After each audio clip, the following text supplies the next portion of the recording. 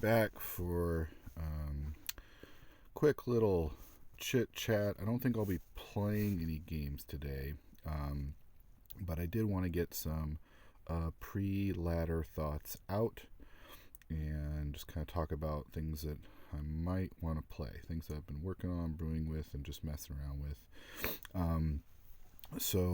Last ladder, unfortunately, I had to bow out a little bit early. Had some personal stuff that came up, so I couldn't record the full ladder. Hopefully, I get to complete all 7 weeks this time. We're going to get started here this week. Not sure what I'm going to play yet. Last time I was playing Zendikons to kind of honor one of the Discord members who likes to play that deck but isn't playing Historic at the moment. And there's been some new changes. So when we started that one, we were basically running just a basic Naya list for Zendikons. The idea of the deck is you get the let's get this in a better format to view. Come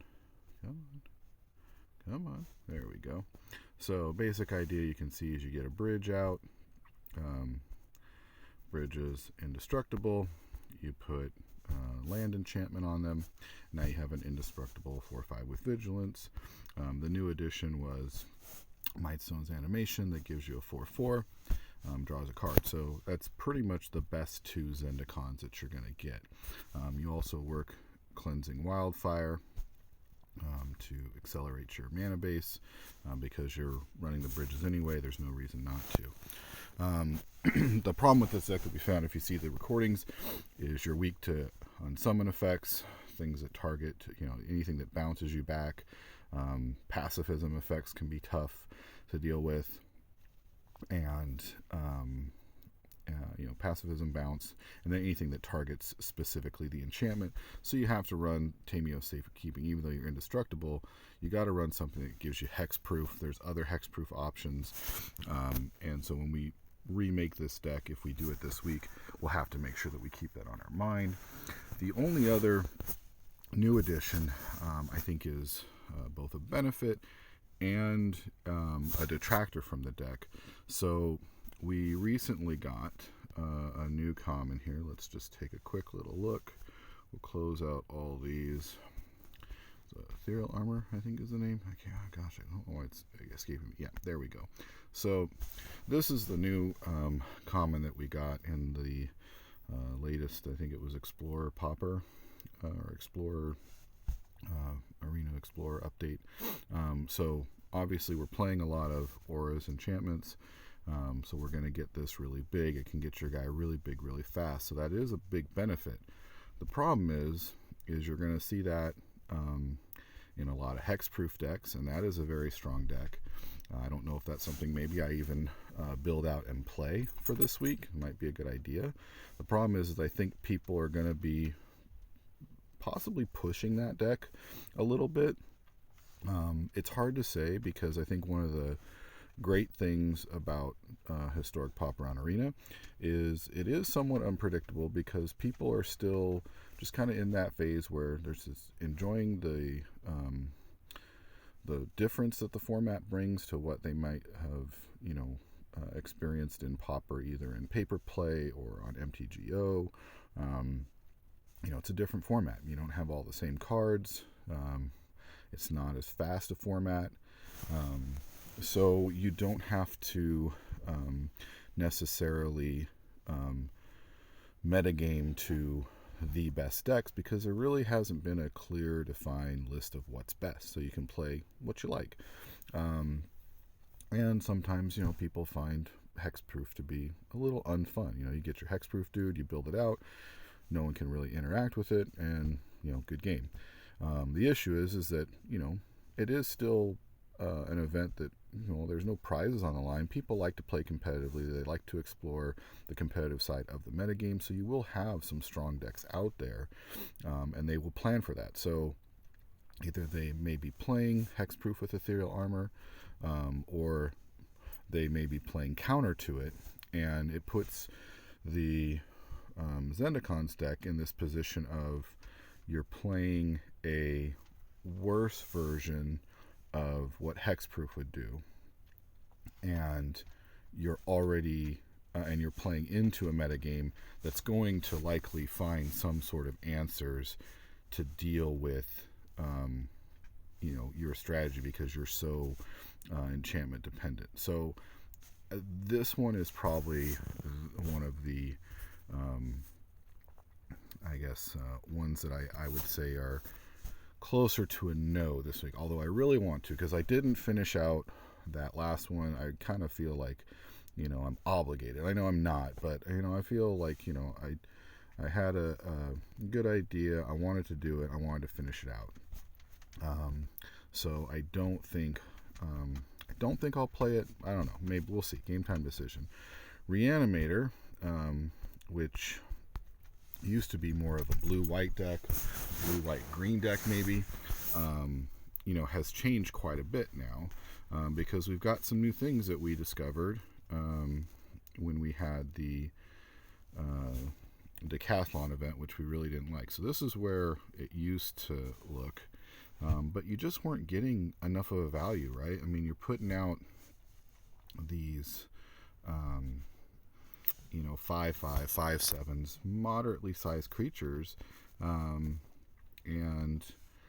it's just not enough in this metagame, because people are just putting stuff out that are that is bigger. It can go past you. I mean, when I play mono green, I'm getting out 6/6s on turn 3, so you can't really do that. So we now have moved over to Reanimator, which this one we did a little video of it. It's fun.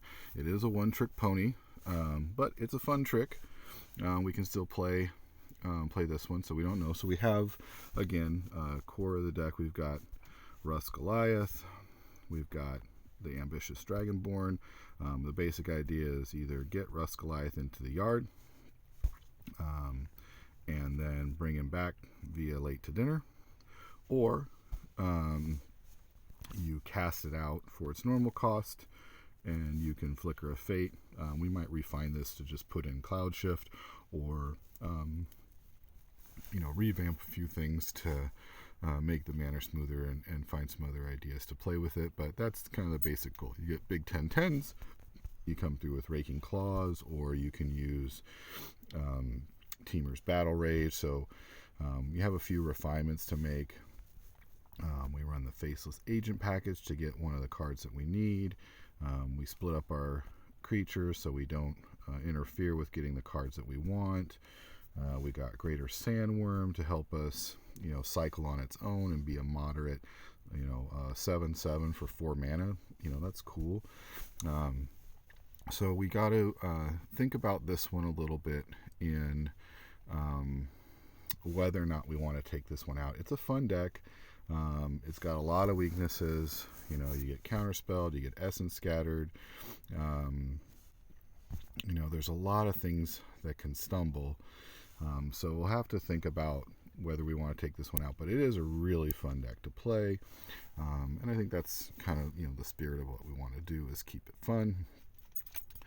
The other one that we showed off recently was Rakdos. Now, this is a Mardu Zealot deck, it stems from the Mardu Zealot deck, which I think is probably the best version of this combination. So you've got a deck where you're running, the key cards are Plaguecraft Familiar and then Gouge Zealot. And this basically, once this gets online, gives you a sweeper where Gouge Zealot does 1 damage to each creature the defending player controls. Plaguecraft Familiar perpetually gives it Death Touch. And so now every time you attack, you just wipe your opponent's board. One thing is, are we going to be playing creature-based decks? There could be fog decks. There can be decks that aren't very creature-heavy. But for the most part, I think it's a decent deck against the meta. The one thing it's tough against, or that it has a tough time dealing with, is sweepers, because you can see most of the stuff is 1 toughness, 1 toughness. Your Emergency Well brings back a 1 toughness. Your Crucial Guy to sweep things, at least he's a little bit bigger. Faceless Agent, okay, cool. The concern is is that I don't think Rakdos is the best version of the deck. It does have most of the key elements, right? And you you don't have to. You don't have to go always to Mardu. You don't have to go to Grixis. You don't have to go to Jund. You can get it done with Rakdos. But I think Mardu with Core Skyfisher, it just opens up so many more lines. It allows you to play so much more power in the deck. So if you're playing this deck, I think it's the strongest version. That being said, of the 3-color variants, after that, I think there's a case to be made for Rakdos being, I think with some refinements, I think Rakdos may be the next best thing. It's hard to say. But streamlining your mana base, keeping it really trim, that's generally a good thing. The issue is that once you hit 3 colors, you open up Cleansing Wildfire and Bridge, and that's just so strong. I mean, it really is. It really is good. It hasn't been super explored in this meta like it has on MTGO yet, but it's just a very strong interaction. If you're playing that on turn 2, going into turn 3 and having 4 mana, all your colors fixed, it's a pretty crucial thing. So I don't know. It's kind of tough to play a deck that is not the best version of the strategy you want to play. If it gets down to feeling competitive, there's always just mono green. I mean, I did well with that deck in the first one. I'm very comfortable playing that strategy. You don't have any mana hiccups. It's not flashy. It works well with the phone that I'd play on because I don't have a lot of extra decisions to make. But hopefully we're going to play something fun. Here's the other fun one I'm thinking about. I think Glimmerburn is like, it's fun and I like it, but it just seems like it's so it's like, to me, it's really just like, it really feels like a win more deck, but it's really fun, right? It's fun to play a lot of tokens, and then have a really big dude. I'd have to figure out a way to get some trample in there, because it's not really great to send a really huge creature that can't punch through. So I started putting this together to mess with some stuff, and I found like some cool things. I don't know that I'll play it, but I do like some of the things that are in there. We did a little small lesson learned package to get cram session, so we can get our pests and land fixing. But you got things that you would expect, Sporing Migration. Vampire's Kiss, I thought, is a fun card. I think this card, really gets a lot of mileage in a lot of decks that gets overlooked. I mean, you gain 2 life, lose 2 life off the other, but it creates 2 blood tokens, and it generates 2 tokens. Anything that's going to give you extra tokens is pretty important, because you want to have those extra tokens for Glimmerbear. Nest Shambler, if you can pump this up, I think we need to find some ways to pump it up, get you some extra tokens. I'm messing around with Spore Man, get a token whenever land. I don't know that that's really where I want to be, so that probably comes out. Warm Welcome, the arena version of this, I believe, or the alchemy version of this gives you, again, 2 tokens, and lets you also get a creature, so that's not bad.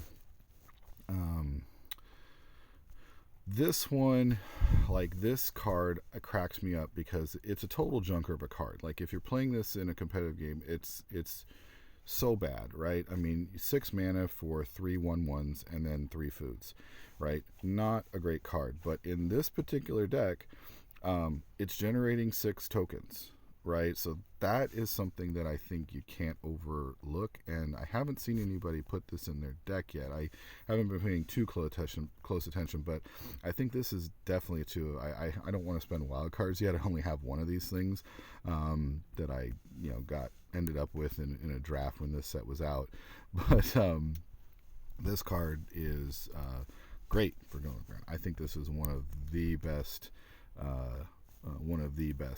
Cards in there, because I mean you're getting one card is giving you 6 tokens. That's great. This one's a little tricky too. You want to help ramp your mana. You can channel this away, give yourself another token. This guy's really good too. Creates a token when he enters, creates a token when he dies. So not bad there. Obviously, Emergency Weld creates a token, gets a creature back. Got to keep the Infiltrate with all the sacks that you're going to be doing. You want to get this guy big, so it gives you another big threat to mess with. So, yeah, I was messing with this. It needs a few tweaks and twists before we get into it. But that was something I considered as well. And then the other thing that we had kind of seen was burn decks were really not low to the ground in this format. Everything that's good in Historic, which I think it's fine, is more in the 2 mana range. So you don't have the typical burn where everything is 1 mana, and I wanted to have something that's kind of more true to burn in the fact that you can spend 1 mana on pretty much anything. And this is kind of where I landed here. Let me move this up a little bit. Move this up to, okay, we can see this a little bit better. Okay, so basically everything in here is effectively 1, with the exception of a couple of the lightning strikes. You might do a little bit of tweaking, but the ideal is you use things like Insolent Neonate, which has good synergy because it has Menace for Tentative Connection, which becomes 1 mana, so you can steal their creature. You've got Collateral Damage to sacrifice it after you've stolen it. And also you can sacrifice him and draw a card, and discard a card. So you can sacrifice it, which will turn on your Blast Runner, all right, giving that menace, making it a 3/2. And also you can pitch a Fiery Temper in the process, allowing that to ping for 3. So it allows you to do some big pushes, and it's been somewhat interesting in how fast it can push out. The problem is it runs dry really quick. You've got nothing to really refill your hand with. So I think that's something that I need to sort out before I take this into it. But you can see everything kind of synergizes. Again, it's got Menace. It can sacrifice itself, to pay mana. So you can sacrifice something to make, the Gorehound Blast Runner or the Goblin Blast Runner bigger if you need to, or you have a menace creature to turn Tentative Connection on. So again, there's a few things that I think I need to work out with this, but overall, I like where this is going. I'm just not quite sure what it ends up with, and I think I can refine this, and maybe I bring something a little bit different. I mean, I think at this point I'm kind of known for playing green a lot, but maybe we play something a little bit different. And let's see. So what else were we thinking about? Let's see. I think the only other one we had that was kind of new, we have Orzhov Zombies. I haven't really played it in the ladder. We've got a 7 dwarves deck that we're kind of messing with. I don't know. I've been editing this one a lot. I can't remember if this still has all the stuff in there, but I think what was I doing with this one? Oh no, this one I started messing with it. I went too far. Like, I got a weird idea. But yeah, so originally where this was 7 dwarves and then running double team, getting Goblin Archomancer to make them cheaper, getting a lot of red mana, and then bringing them out. Now you've got Bitter Reunion to give them haste, so making like really big creatures for cheap. So I got to revisit this one. This one I think I went too far, and I got sidetracked in brewing. The way my brain works, I get an idea and I start with a deck that's, mono white, and it ends up being, Simic by the end of it. So that one I think I got a little sidetracked on. The new set won't be out yet, so I don't think we're going to do counters yet. This one I kind of started in the Historic Pauper, but I did have a version of it that would run into Historic. But basically, the interaction I like here is Knoll Hunter, one of my favorites, is really nice with Parish Blade Trainee. So, it's bigger when it starts. It gets a counter on him. All the counters move around. So you've got Servant of Scales, counters move. Star Pupil, counters move. Iron Apprentice, counters move. You got proliferate effects.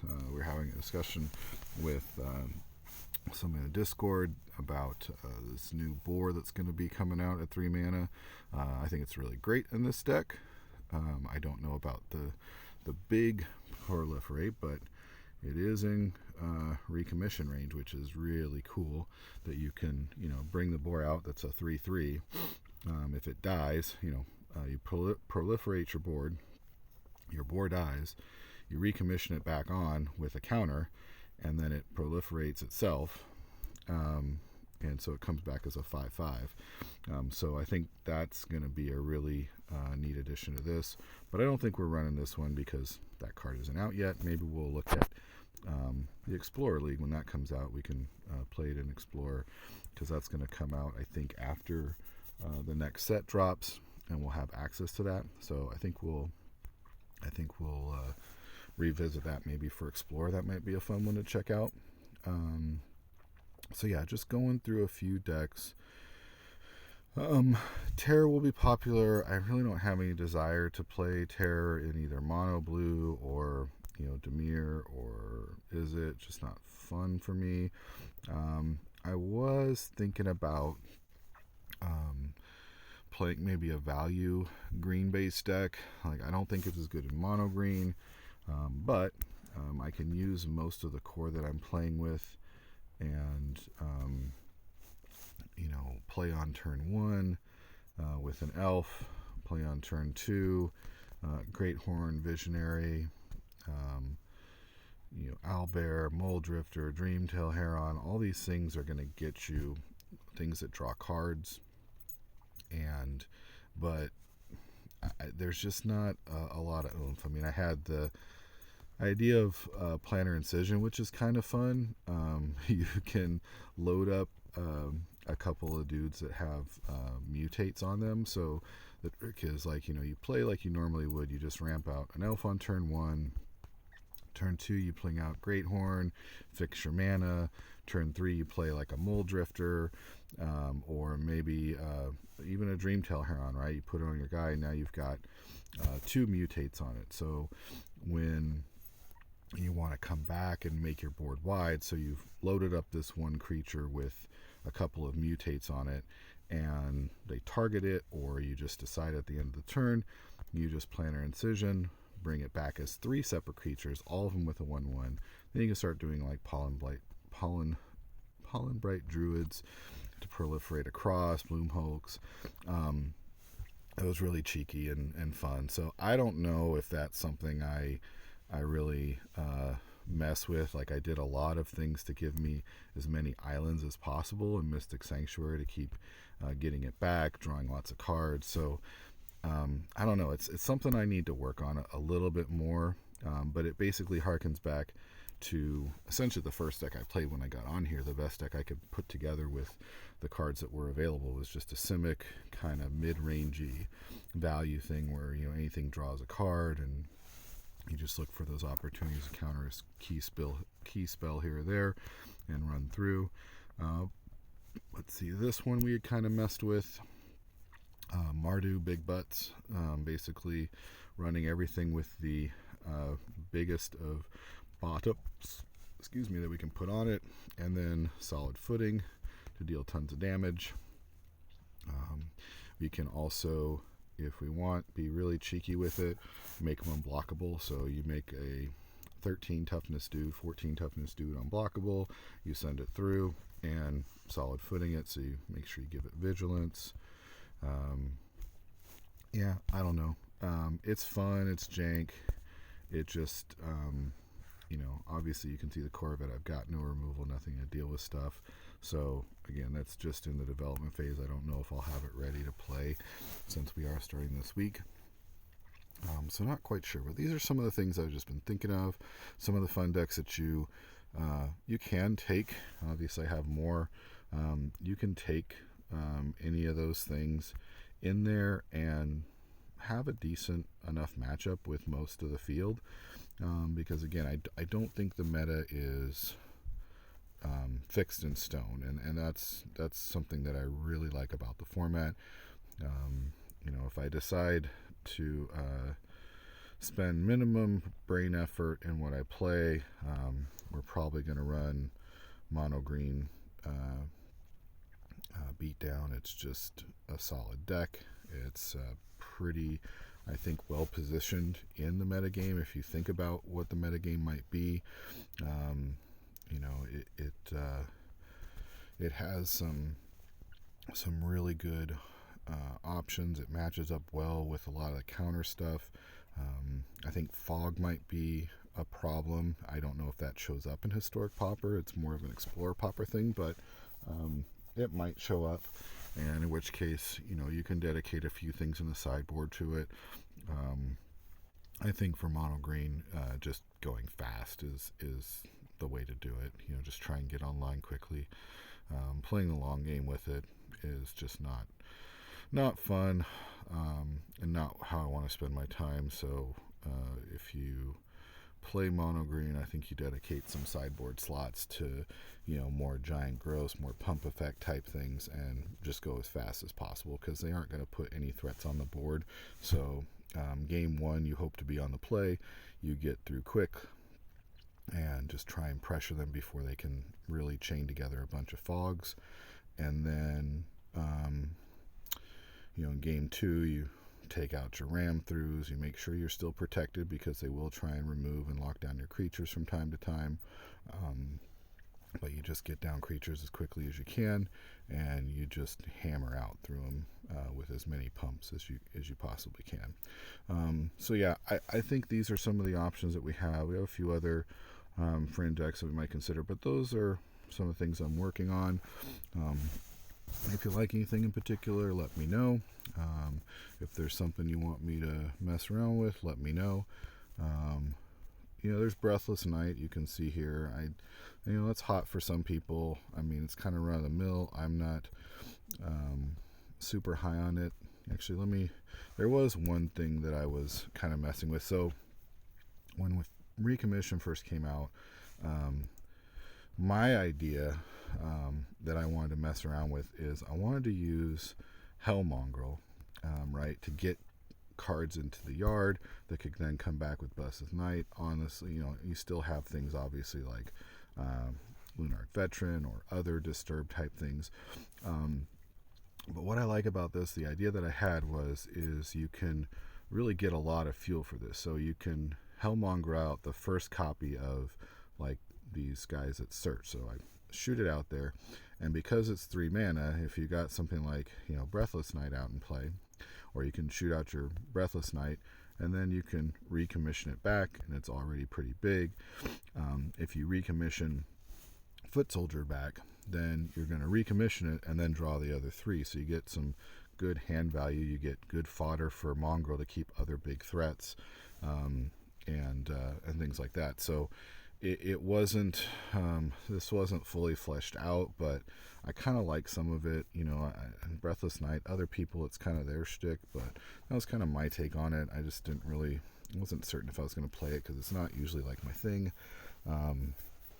I kind of like to just play straight aggro, and a lot of it again is I playing on the phone. I can't really afford to play anything like too tricky when I'm playing like a recorded match, or really putting it, because I value, my time, and I know the other people value their time. I don't want to spend it with, disconnects mid-game and tons of delays.